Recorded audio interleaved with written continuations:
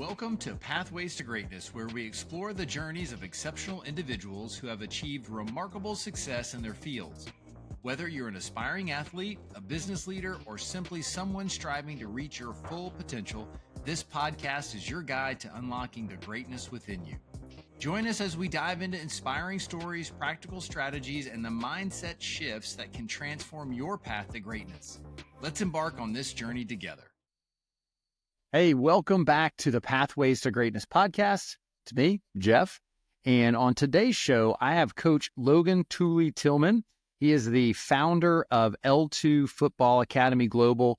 And as all of you know that listen to the show, and if you're new to the show, thank you for joining us. I have a 16-year-old son who's an offensive lineman. And so I found Coach Tuley-Tillman through Instagram and just through the algorithm that I had. And so I've been following him probably for 2 years now.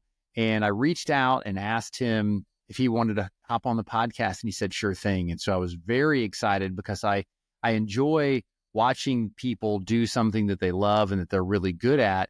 The other part of it is that I just was interested in him as a human. And what you'll find today is a lot of very valuable information that if you're a business owner, you can definitely apply it. If you're a human, you can apply it, because we go beyond the idea of just being a student athlete and what you can do as learning as a lineman of getting better at your craft. All of these things work well as a business owner.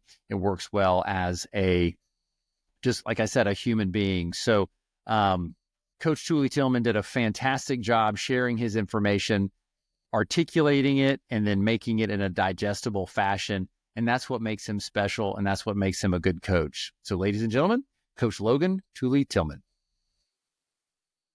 Clown. So Coach, welcome to the podcast. I'm super excited for you to join. I've been a follower of you for a long time. And as you know, I have a son who's an offensive lineman. So it hits near and dear to my heart. So thanks for joining us today. Man, thank you for having me. Yep. So before we get started, I always like to do something fun, and I play Would You Rather. Are you ready? Yep. Okay. Would you rather freeze time or go back in time? Freeze it. Why so? It's just our most valuable thing. And I think for me, I'm trying to not to get on my soapbox before we even get started, but I think it's, coming from Peoria, Illinois, which is one of the smallest markets in the world, to living here in Dallas, that, time is truly our most valuable asset. And I think, transitioning from being a player to a coach, entrepreneur full time. And so that's, half the success I've been having is trying to value the time more and make the most of it. And obviously have a baby at home and a wife. So got to be able to, make the most of it. So I think being able to freeze time would be awesome. Keep my baby small. Yep. And that's a valuable lesson for us all, is to be where your feet are and use that time that you have. And as you know, time will absolutely fly, and that little baby girl will be grown and pushing your buttons every single day. Ball in college, not wanting to hang out with you. Oh, yes. Yes. I'll give you this nugget. 11, 12 may be the most difficult times of your life. Just throwing it out there. Oh, I remember mine vaguely, so I can only imagine. Oh, but you're a guy and she's a girl. Oh, I can only imagine how much worse it's going to be. Coach, I'm telling you, there were days that I cried. There were. You made it though now. See all this gray? I didn't have this before. Okay. So would you rather live without music or TV? Without TV. Okay. What do you like to listen to? Oh, so I'm a real music head. So I have a real good friend who's a musician. His name is Montana 300. So being able to see his career development from freaking 12 until freaking 30 years old, it's been dope. And I think I'll take a lot of his business acumen and put it into my own business when it comes to, taking your, product on the road and things like that. So I love Montana 300. I love, Sunday Service Choir, who's out of Chicago. Man, No Fatigue is another guy. And I just love music in general. I think it's entertainment. I look at music as I would look at television. I would equate music to, just like the Terminator, right? I come from a different socioeconomic status, so it sounds a little bit different, has a little bit different rhyme and reason, but I love it. Nope, that's awesome. All right. Would you rather have pizza or tacos? Pizza. What kind?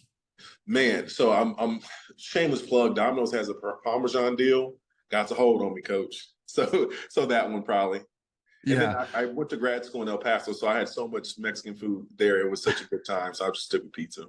Yeah, no, I get it. I get it. Now, let me ask you this, because this can be absolutely controversial. Pineapple should or should not be on pizza?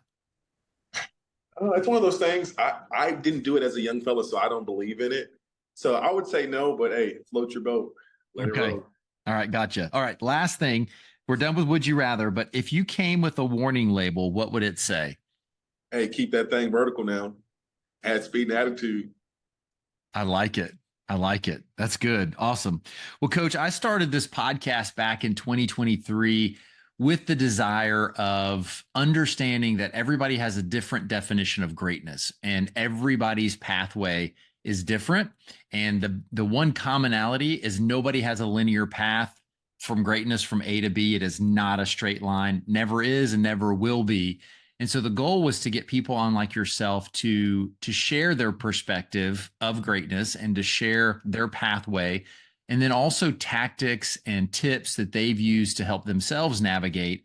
And ultimately, my desire is to get people to not quit. I just don't want them to stop and just continue that pursuit. Like the great Saban says, it's the process, not the outcome. It's just you're going to grow through that. So with all that being said, what is your definition of greatness? So, in my opinion, greatness is elite. It's something that, not easily attained, that we probably won't attain while we're around. And when I think of greatness, like in just my niche of, business world, I think of people like, Arthur Ray, Howard Mudd, Bill Meyer, guys like that, that have set the standard. They've done it for a long time. And I think, in my opinion, greatness is just, being good every single day, striving to be elite. Yep.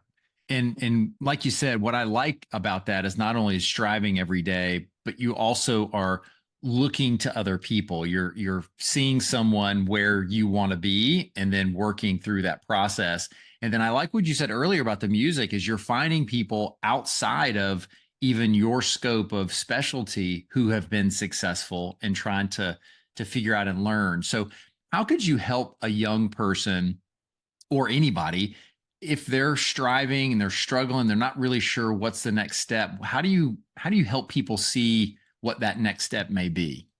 Well, the biggest thing, I think of trying to envision yourself outside of yourself. I think it's really uncommon, for people to come from my hometown, like of 100,000 people, to be able to have the business and have success, to go to play college football, get a degree and things like that and be able to play afterwards. I think it's really uncommon. And then the biggest thing I would say to them is, take a chance to be a champion and keep envisioning yourself outside of yourself. There's a real good comedian from the Midwest named Mike Epps. He had a really good interview. He was saying, how to envision yourself outside yourself. And his deal was, I didn't become famous per se till I was 30.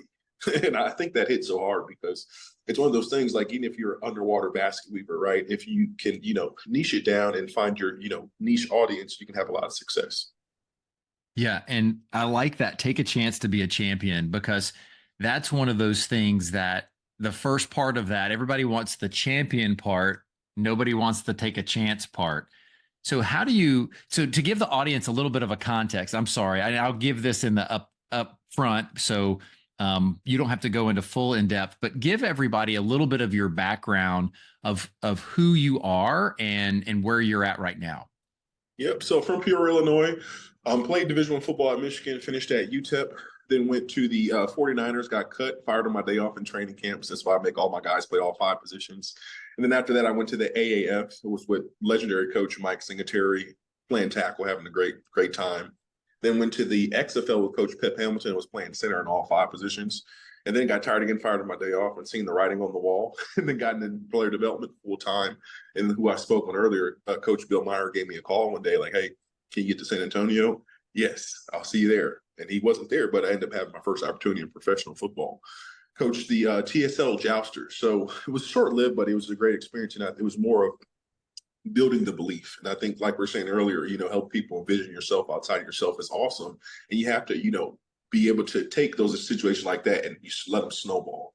So, for example, there's probably about 5 to 6 pros at that point when I got the opportunity. And then now we're up to about 55 pros and about thousands of offensive linemen use the program from their hometown. So just an entrepreneur at the smallest level, trying to be a coach that's worth listening to. Yeah, no, that's fantastic. What do Like, what do you think drew you to the idea of coaching others? Well, at the end of the day, my mom, she was such a great person, great orator, patient. So that was a good start. And then offensive line play and development is one of those things. It's like underwater basket weaving. So if you haven't been weaving, you haven't been swimming and doing it together at the same time, it's really different. So I had some awesome O-line coaches in my career. And then I got back to looking, it's like, if this guy can do whatever, be O-line coach at Michigan, or go to a Super Bowl, definitely can, do something well for myself in the industry. So starting out, everybody sees if you follow him and if you are really, if you're an aspiring entrepreneur, especially from in the online space, you should go and follow Coach because he does a really good job of putting his brand out there, but then also enough of the idea of the product that he provides. So regardless of what you're doing, if it's underwater basket weaving or, football coaching, you should follow him. And most people will see that. They'll see the success that you've had and to hear about the success that you have. But what about that take a chance part of that very first time, that very first post? Talk to us about if there was fear, what was the fear? And then how did you take that first step and that chance? Yeah, well, so I always love to tell the guys I'm respectfully ignorant when it comes to business. I don't know what I don't know. But from being able to see other people, like, for example, my friend that's a musician in Montana, seeing him go from just, unknown guy to a global phenomenon overnight, essentially on YouTube, was a good, batter in my back. And then there's also Dr. Eric Thomas, who's, huge motivation. I'm sure a lot of people listening will know who he is. So I'm really just trying to put my own flair on it. And I know the feeling I felt when I heard it and seeing the things they put out and just trying to, put something worthwhile out there. And to anybody listening to this, if you're an entrepreneur or business owner, you're in sales. So I would recommend that you get better at sales. And it makes people uncomfortable and it's tough, but the only way to build a business is through sales. So, anybody out there listening, I think what makes me a little bit uncommon is that I try to do a good job with business along with, providing just general value in the space of online play. And then, when you look at what you do, and so Coach is the founder of L2 Football Academy Global. And through that, he teaches on O linemen, offensive linemen. And fortunately, it's starting to get some recognition, but it's really an overlooked skill position. They just think it's you put your head down and you push somebody and that's it. But there's so much finesse to that. And just like it is in the business world as well. And that's why I encourage you to go and you watch and look and see what he's offering, because there's a lot there. The other part that drew me to you, Coach, was the message that you give. And your mission is to train, motivate, and mold the next generation of linemen and their coaches. And I like that you added coaches there as well. So let's talk about the three things that you have there. You have train, motivate, and mold. So everybody can do this if you're a parent, if you're a business leader, whatever it would be. So talk about your philosophy of training. Yeah, so my philosophy of training is that we want to chase unconscious consciousness, right? So you think of, the elites at whatever their sport is, whatever fine motor skill it is. Well, I think of Floyd Mayweather snapping his jab off. How many times does he work that fine motor skill? Steph on top of the three and nobody around him. How many times do they work that? So, for example, with the realm of pre-draft, we had 13 guys last year. And the point of them getting with me is we want to maximize that rep count. So the real philosophy of the program is to, accentuate what you've already been doing and then help you strengthen the things you haven't been doing. So if everybody strips away football and you just listen to what Coach had to say, it's repetition. It's rep after rep after rep. And also it's the idea of going to the weakness. So many people like to always play to their strength and ignore the weakness. And as we've talked about on the show before, that's going to always cap your potential. So talk through how people could really look at that weakness, not quote unquote as a weakness, but as an opportunity to do more and to be more. Yeah, I agree with you 100%. I believe it's, just opportunity to grow. So, for example, in the training space and spectrum, it's awesome that we do a good job with alignment, but I'm personally, learning more about defensive linemen. We had, 2 last year in pre-draft, work with a ton of defensive linemen, and we're going to add tight ends and quarterbacks eventually. So I think trying to be triple threat and getting uncomfortable is a big deal. And then at the end of the day, too, there's a really good quote I always think back to is that, if something is a true business acumen, or if it's a true deal, it has carryover. So, just try to find that carryover and stay consistent. And like we're saying earlier, let that snowball once you get some momentum going. Yeah, and you can't avoid the work. You can't avoid the work. It's got to be there. And you talked about, Mike Epps. If you haven't listened to Kevin Hart's autobiography that he wrote, it is fantastic. And I liked the audio version because he's actually the one that's reading it. So it's like a 7-hour stand-up comedy with his life sprinkled through. But he talks about how everybody thinks, because they see him now, that he's an overnight success. He's like, I was a 20-year failure until that one day happened, when all of a sudden it caught on, but he had to show up every single day and do his thing. I mean, he was selling shoes. He was doing everything he needed to do to follow his dream, but everybody thinks that it's the outcome that everybody wants. And I heard somebody else share a quote that everybody wants the view without the climb. And I thought that was a really good. Facts. And then it goes to the point, when it comes to, the content creation spectrum and, the building a brand per se, it's one of the toughest things to do, and I feel for all the young kids that want to be YouTubers and things like that. You definitely, should chase it, but it just comes down to consistency. I think, one of the biggest difference between me and, just don't want to say that name. John Doe, that coaches offensive lineman, here in Dallas, is just that you're going to see something I have to offer at least 8 times a day somewhere on the social stratosphere. And particularly on Instagram, which is most people are on, there's about 8 billion, there's about 1 billion customers on there. Right. So just think showing up and just doing the uncomfortable work of really, doing every single day, no matter how you feel, is one of the big things I've found success. And I'm glad you said the word brand, because even if you're not an entrepreneur, what you put out is your brand. What you consistently share, consistently talk about, you're telling the world, this is who I am and this is what you can expect from me. And I don't think many people really think that seriously about the comments that they may make on somebody else's post, the reshares that they make, the music that they put on their reels. There's a lot of those things that, regardless if you're a business owner or not, we all have a personal brand. And it's important to audit yourself and audit what's out there to know what are people going to expect to see what they have, especially with young people. Yeah. And then, just to the aspiring entrepreneur or business owner that's watching this, there's nobody on advertising, in my opinion, on, just general radio or television anymore. It's all on the phone. So it's one of those deals where the base premise or, entrepreneur that was listening to us now, that if they can pull anything from this, strain to post 3 times a day, right? And do that for a year. And if you don't at least have 10% growth in your business, come holler at me, because I guarantee you probably will. Yeah, that's great. Okay, so we got the train part. Talk to us about the motivate. Yeah, so I think motivation is like Wi-Fi. If we don't have it, we're not connected. And a lot of that comes back to, having faith, that I learned from my mom and my family coming up, from the Midwest, true, Midwestern values, as you would say. But it's one of those things that, you have to have it. If you don't have it, we're not connected. And in my opinion, it's, the personal conversation between you and you. One of my mentors, Greg Harden, he had a really good quote. It was saying, defeating negative self thoughts and self-defeating behaviors. And it's just one of those things where you have to find it. And if you don't find it, you're going to lag behind. So if there's any young man watching this, like we said earlier, Eric Thomas is a great, motivator, or people like that, or whoever that is in your spectrum. But we have to find something, right? It may be that music, it may be, that walk, or whatever you have to, but we got to stay motivated. Because like we're saying, in the land of AI, right, creativity and motivation are some of the only things that can press you and differentiate you, in my opinion. And then from your opinion, how much does discipline play into motivation? I think it's a huge part. I think it goes hand in hand. I was listening to a quote the other day, that, poverty is a byproduct of laziness.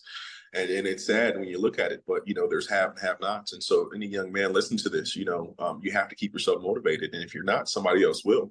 And it's one of those deals where, shark step and gorilla swim, right? So somebody's going to get ate up in that situation. Don't let it be you.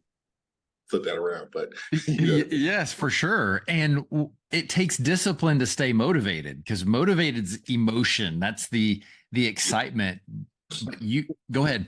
Well, sorry to interrupt you. And I think the end goal that I always have in the back of my mind too, is that there's only two type of players and two type of coaches, current and former.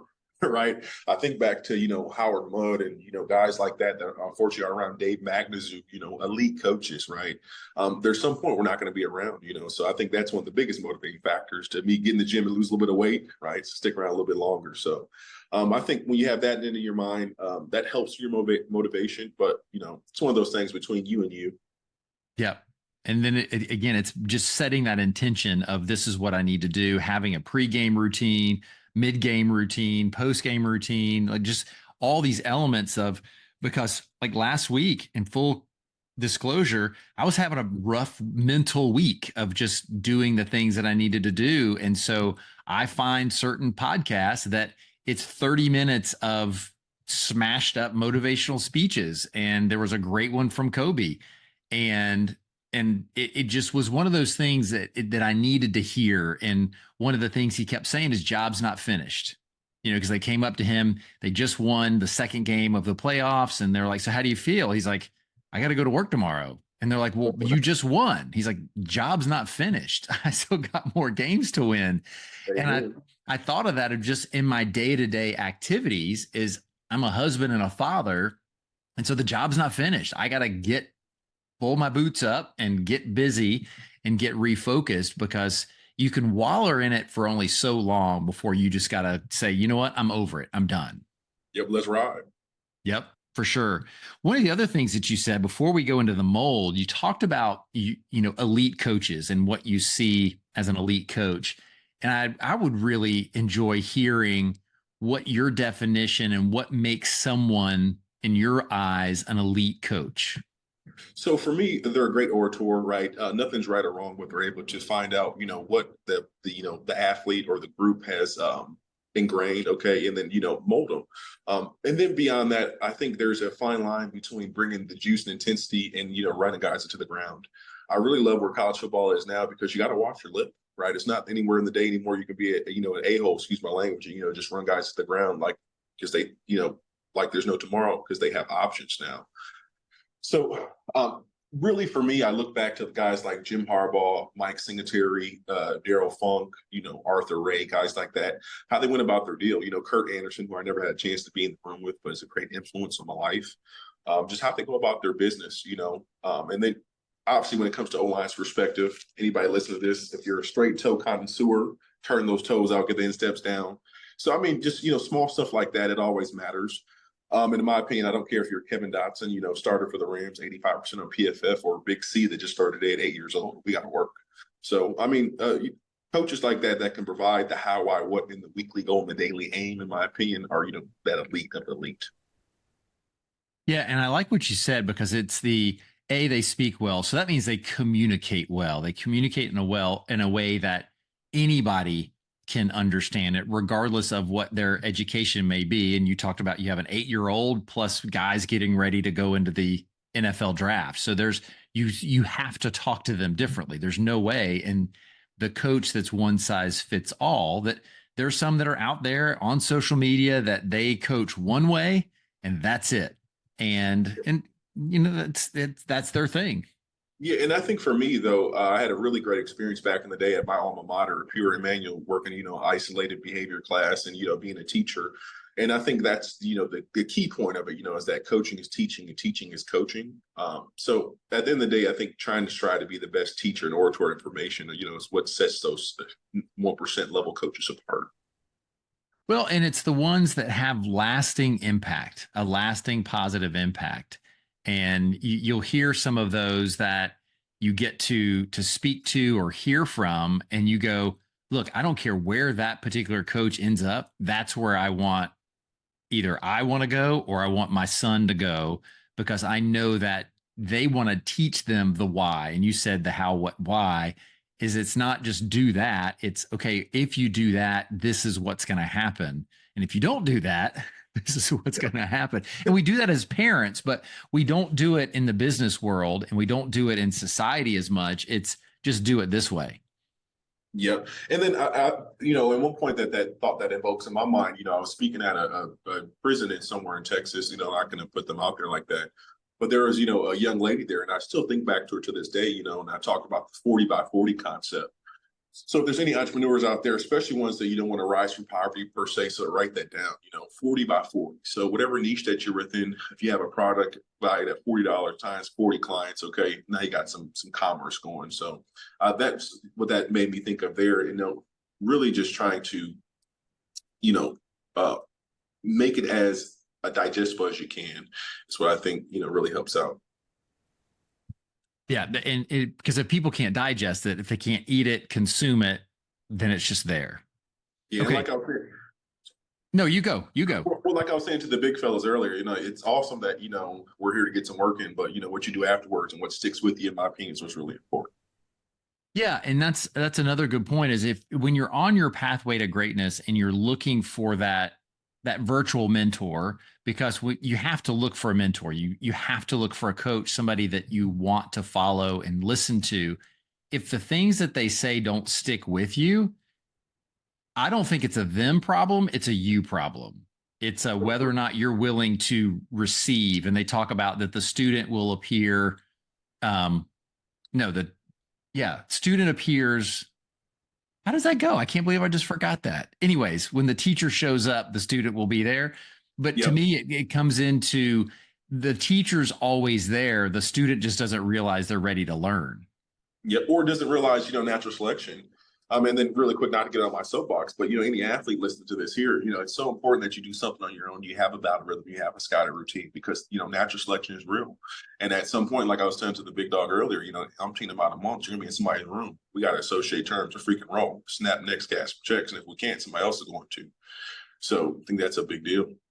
Yeah. And that's one of those things that you have to have that phrase. You have to have something that gets you locked back in and mentally back into the state that you want to be in.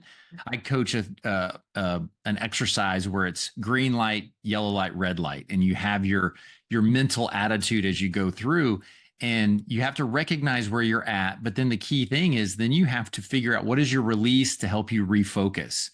And the release is, I'm ready to go snap some necks. I mean, whatever works. And if that doesn't get you motivated and ready to go battle, I don't know what could. Come on now. And then just lastly, just to close the thought there, any athlete, listen to this, please, take a chance to be a champion. Please give yourself 15 minutes 3 times a week. Because I guarantee you, once you're on the latter half of your career, you look back and say, I wish I would have, or if I would have.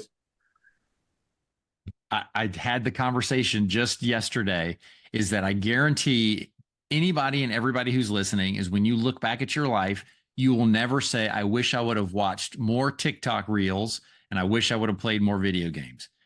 That will never, ever come out of your mouth. But you will say, I wish I recovered more. I wish I would have read more. I wish I would have spent more time with my family. So when you're, like you said, freezing time, is evaluate, if I'm doing this, what would I say later?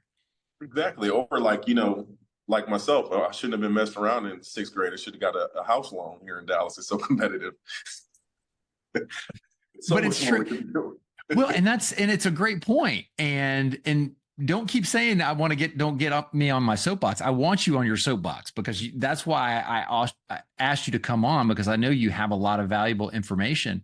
But that's that key thing for young people and old people alike, is if you want something and you're looking for someone to help you, you have to listen to what they say, especially if they're where you want to be, regardless of age.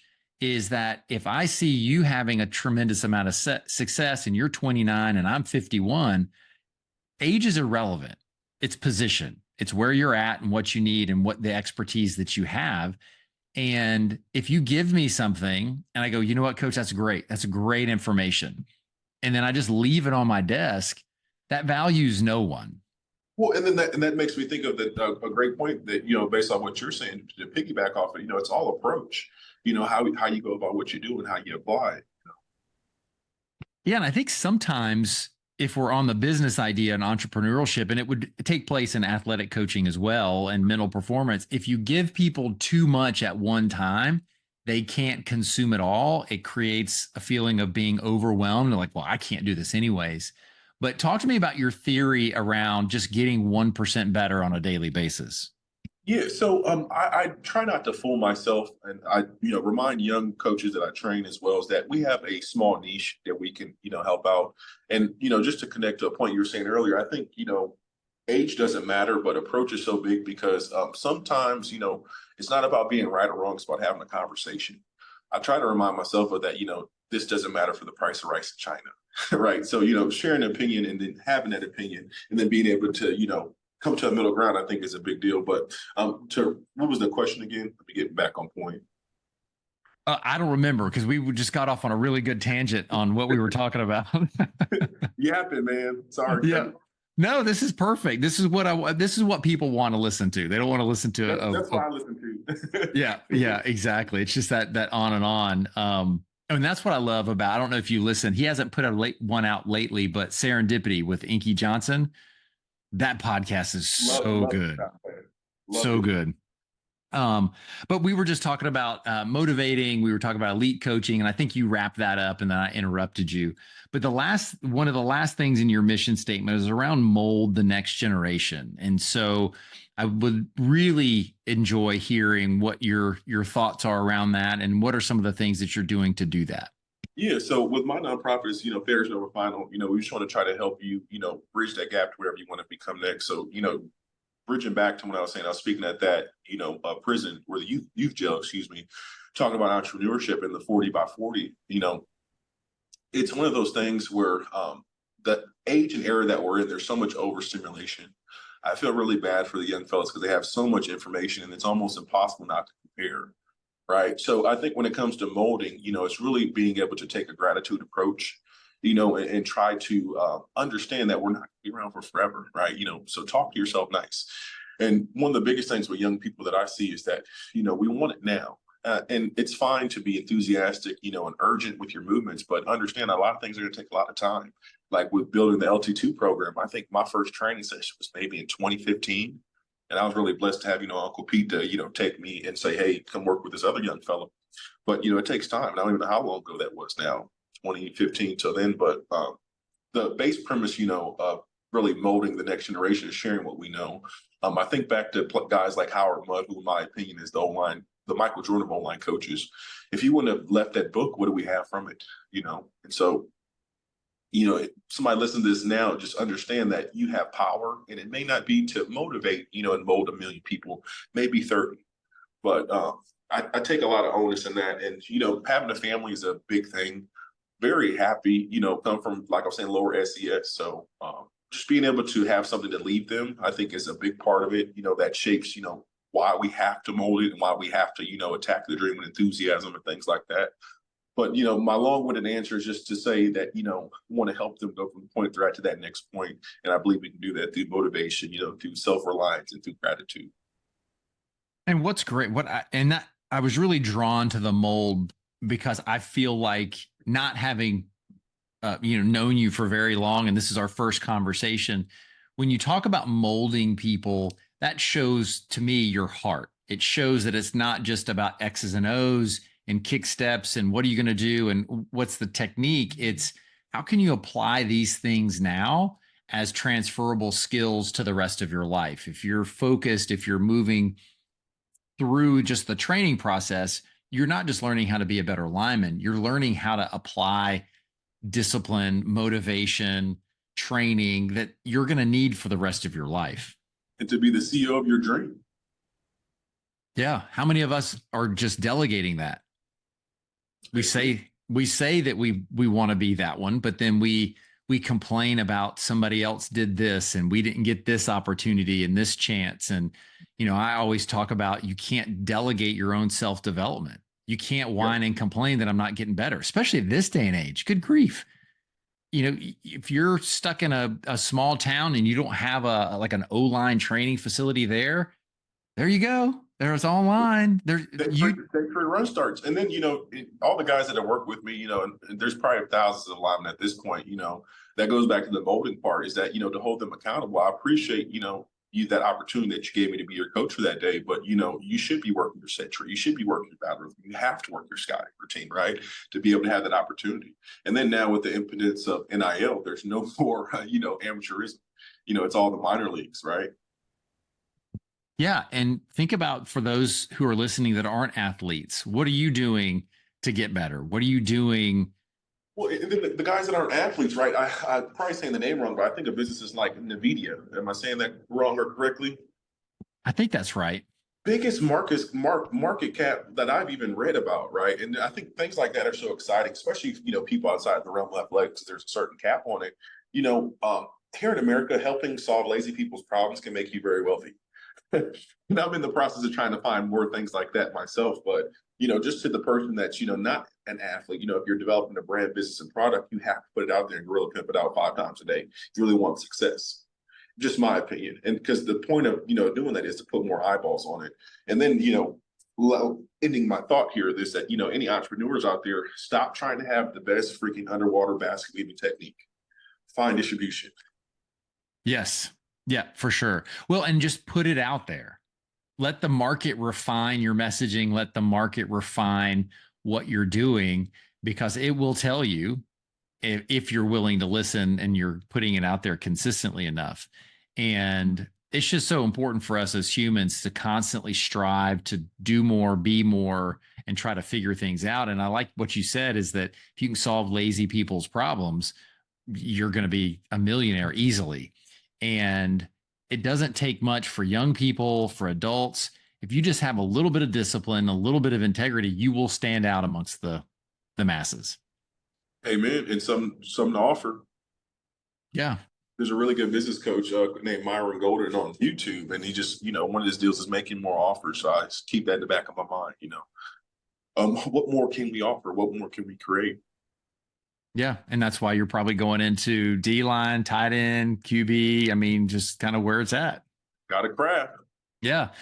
And it comes back to your brand. And you talked about that earlier, is if you go to your Instagram, your social media, you're very consistent with what you offer and what you challenge other people without giving everything away. I mean, because you could give everything away, but that people aren't going to really value it if it's for free.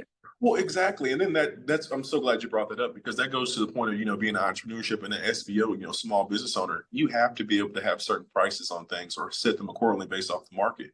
A lot of people, and especially in smaller areas or in the Midwest, things like that, they're really confused by it. But, in 2015, I was quoted $150 for an online training session.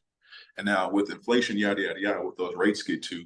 But just one of the biggest things, when it comes to the business aspect that I feel like is really missing is, not the blind posting, but just the consistent messaging, right? I think 100 years from now, when my babies aren't here, I'm not here. I just hope and pray that someone's doing a set tree somewhere. And I believe they will. And I think that's, goes back to a little bit of the motivation, to leave a legacy. And then lastly, just to close this long-winded thought here, is just, what is your signature, right? Why is it that, and what is that? What do they gain from it? And I think that's, a big deal. Yeah. And then if it's not working, you can reinvent yourself. Don't feel like that I'm too old, I'm not in the right space, I'm new, you're just creating excuses, because I've said them all to myself. So I speak from experience, is that, yeah, you sit there and you think about, what are the opportunities that I have? And there's a ton of people in history that reinvented themselves and created a whole new leash on life later in life. I'm 51. I think I'm going to have a great 50 more years ahead of me. So, I have 51 years of experience going into this next 50 years, where the first 50 years, I didn't have that much experience. Come on now. Yeah. So it's just, you have to reflect and you have to keep an open mind to stay encouraged and understand that you shouldn't expect like someone else to motivate you. This podcast and talking to Coach is an unbelievable opportunity to feed you information, but it's still up to you to take that on and to do everything you can with the information that's been shared. Yep. And apply it. Get some out of it. Apply it. That means I got to do some work. What does that mean? Come on now. Hey, well, another thing too is that a really good, piece of information that I got is that, you're trying to build businesses, especially small business owners, like myself, strive to get everybody's 1% best effort. I think a lot of times, as young business owners, we expect people to have the same mindset and, enthusiasm that we do, and it just never will because it's not your deal. And then think of it this way: why would the CEO of Pfizer or the owner of Pfizer pay the same amount to live next to him? Just isn't in the deal, is in the business model. Yes, for sure. So if you're talking to an aspiring young coach, an aspiring young athlete, what would be something that you would have told yourself when you first started coaching, or when you first started, right before you entered into college as a college athlete? Yeah, well, so the first thing that I probably would tell myself as an athlete is that, the process takes care of a lot. I think as coming from a small, town, and the first in my family and my household to go to college and play college athletics out of everybody in my bloodline, it would all work out, right? And then the reason why it all work out, because you're taking steps to make it work. Okay. Now, the tough part of athletics is that not everybody's the top 2 or 3%. It's just not reality. But, what you can do is enjoy the process and extract every bit of information that you've got out of it, and use it for your success. That's awesome. What about starting out as a coach?